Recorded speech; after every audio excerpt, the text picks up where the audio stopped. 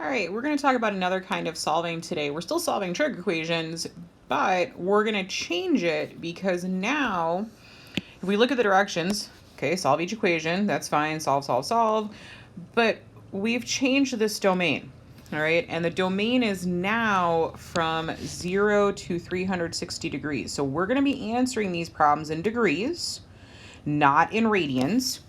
And it says round off all values to the nearest tenth if necessary. And I'm going to tell you right now, it's going to be necessary in a lot of these problems. Okay, now for this video, I'm going to go ahead and do problems 1, 3, and 5. So I'll do the odd problems, and then I'll put up a separate video with 2, 4, and 6.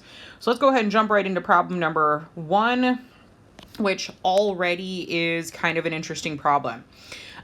We have both sine squared and we have cosine squared. Now, it's not going to particularly matter which one you replace, but you want to replace one of them.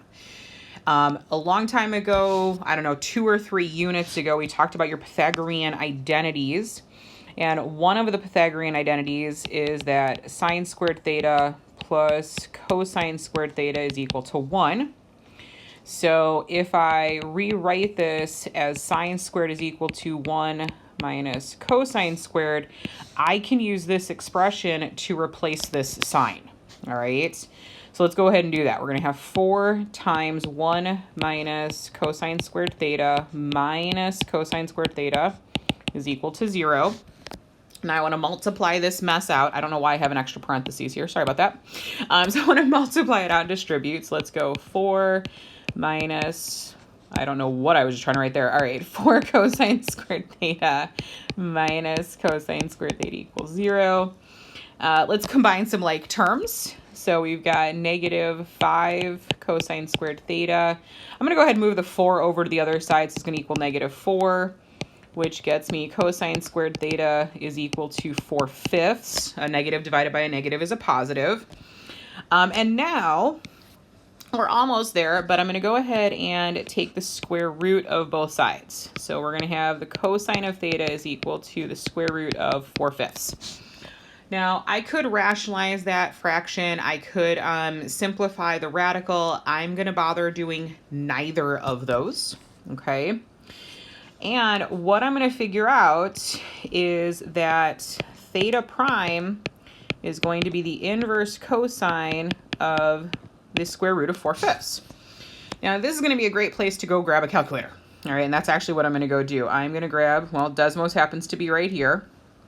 So I'm going to grab Desmos. And I am going to slide this over so I'm not, there we go. All right. So in functions, miscellaneous, no, I was right the first time. So trig functions, inverse cosine. Now I need to do the square root of 4/5. Now we have one small problem here, and that problem is this is currently in radian mode. So go up into this little wrench, and we're going to select degrees down here. I want to make sure degrees is highlighted. And I can already see the number changed behind the scenes. All right, so theta prime is going to be 26.6 degrees. This is where that rounding comes in, okay? So my reference angle is a 26.6 degree angle. That's not the answer, though. Or it might be part of the answer, but it's not the whole answer. Ooh, I forgot something. For anybody yelling at the screen that I forgot something, you are correct. When I put this radical in here, there needs to be a plus minus here, and I forgot that when I was originally writing it. So if anybody was yelling at me that I forgot half the answer, you are correct. Okay, it helps to write with a pen. There's plus minus. Okay, so we have cosine values that are both negative and positive, so I've got to figure out both of those. So using my little ASTC chart, so ASTC, let's talk about where cosine is positive. So cosine is going to be positive in my first and fourth quadrants. So I'm going to go ahead in the first quadrant, I'm just using the 26.6 degrees. That's that reference angle. So I know theta actually equals 26.6 degrees. That one's straightforward.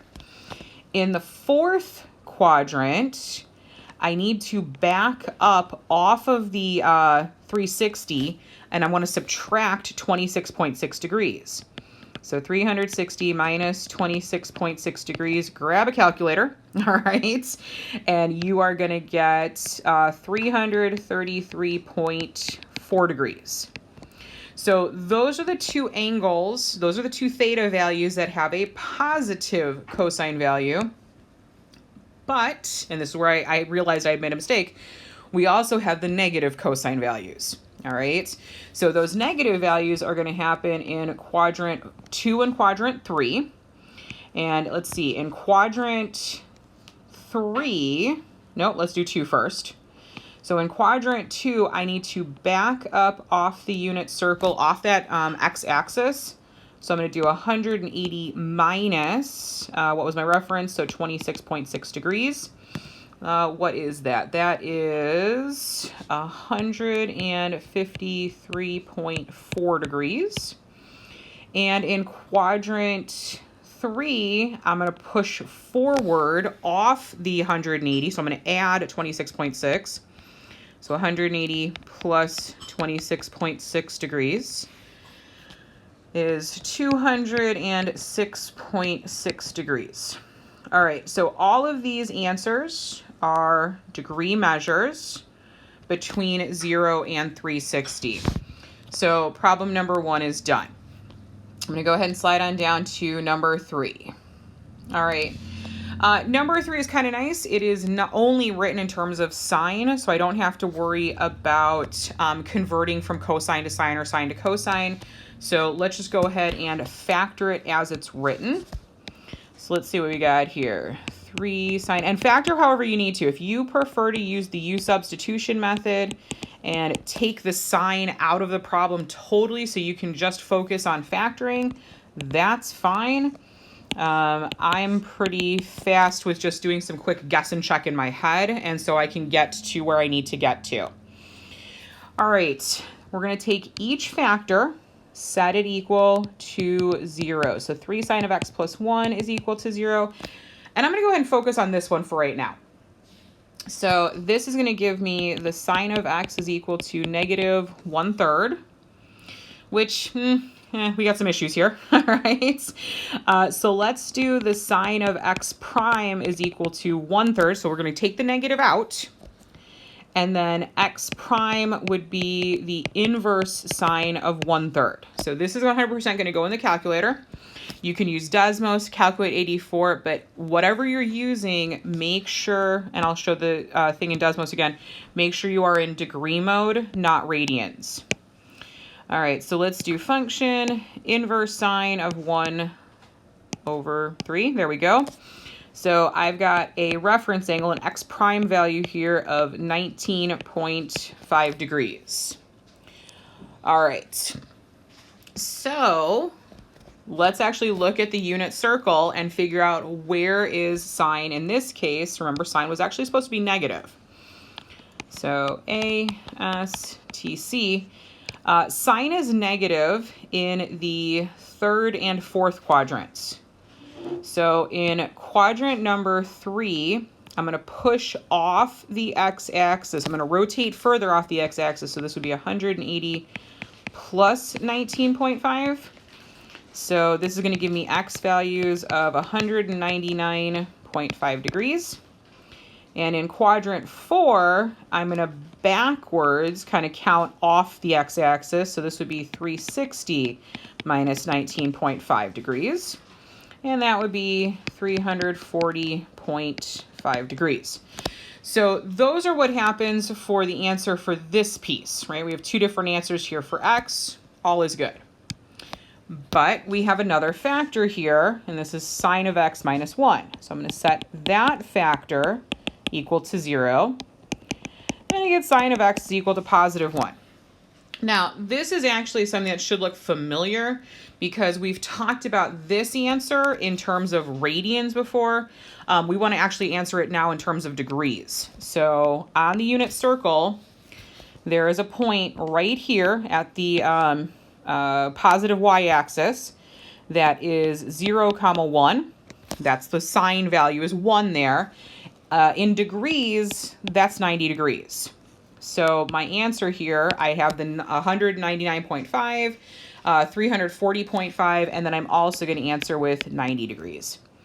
So make sure when it has the directions that say the domain is from 0 to 360 that you are answering in degrees. If the domain is from 0 to 2 pi, you'd be answering in terms of radians. All right, one more problem here, and that's problem number 5, and we're going to start getting into tangent. All right, but before we start talking about actual tangent, we need to kind of factor this mess first. I don't have it equal to 0, so that's the first thing I want to do. So 2 tangent squared, by the way, that symbol is called sigma, minus tangent sigma minus 15 is equal to 0. So let's see, again, any factoring method you want. Tangent of sigma here. I feel like I want a 5 and a 3 here, minus plus. Yeah, I feel like those are good. And this is equal to 0. All right, so 2 factors. We want to set each factor equal to 0. So 2 tangent sigma plus 5 equals 0. And I'm just going to focus on this one and solve just this one first. So this is going to give me the tangent of sigma is equal to negative 5 over 2. Now, you might look at this and say, wait a minute, this number is larger than, or it's out of the domain. But remember, tangent doesn't have the same, it's out of the range. Tangent does not have the same range as sine and cosine. So tangent has a range, any value is possible for tangent. So it's totally okay that it could be less than -1 or more than +1. What I am going to do, though, is do a quick transition to a sigma prime. So I want the reference angle here. So we're going to do 5 over 2. So sigma prime is going to equal the inverse tangent of 5 over 2. I have no idea what that is, so into a calculator it goes. I happen to have my functions handy here. So inverse tangent, let's see, 5 over 2. So sigma prime is equal to 60, I have no idea what that was trying to be, so 68.2 degrees. All right. If we look at, and you guys see this every single time I keep drawing this ASTC chart, because it's the visual reminder of where are certain pieces. And in this case, I want tangent to be negative. So where is tangent negative? Well, tangent is negative in the 2nd and 4th quadrants. So in quadrant 2, we're going to back up off the x-axis, that reference angle. So we're going to do 180 minus 68.2 degrees. So that's going to be, let's go, sigma is equal to 111.8 degrees. Okay. And then in quadrant 4, we would back up off the x-axis, again, that same reference angle. So in this case, it's 360 minus 68.2. And that is going to be 291.8 degrees. All right, so those are our 2 answers for that first factor. But wait, there's more, because you have a second factor. So now we're going to focus on this other factor. So tangent sigma minus 3 equals 0. Which gives me the tangent of sigma is equal to 3. And again, we're okay with tangent being anything because the range of tangent is from -infinity to infinity. So we're good with that. So my reference angle here is going to be the inverse tangent of 3. So yeah, that is absolutely going into a calculator. Inverse tangent of 3. So sigma is, again, this is my reference angle. 71.6 degrees. Okay. I like to redraw this every time, so this way it keeps it easy for my brain. So ASTC. And where is tangent in this case? Positive. Whoops. Let's just highlight the whole problem. No, let's try not to do that. Tangent is going to be positive in quadrant 1 and quadrant 3. That's the T in quadrant 3. It's positive. In quadrant 1, it's kind of nice because it just is your reference angle. So this 71.6 degrees is one of your answers. And then the other answer in quadrant 3, we're going to push off the x-axis, whatever that reference angle was. So 180 plus 71.6 is 251.6 degrees. So sigma has 4 different answers here, 2 of them for each of the factors. You could absolutely check your work if you wanted to, but basically this is how you're going to deal with these problems to figure out the decimal values that make them work. I'm going to go ahead and cut the video here at this point. I'll pop up a second video for the even problems. And as always, if you have any questions or concerns, reach out to me and let me know how I can help you.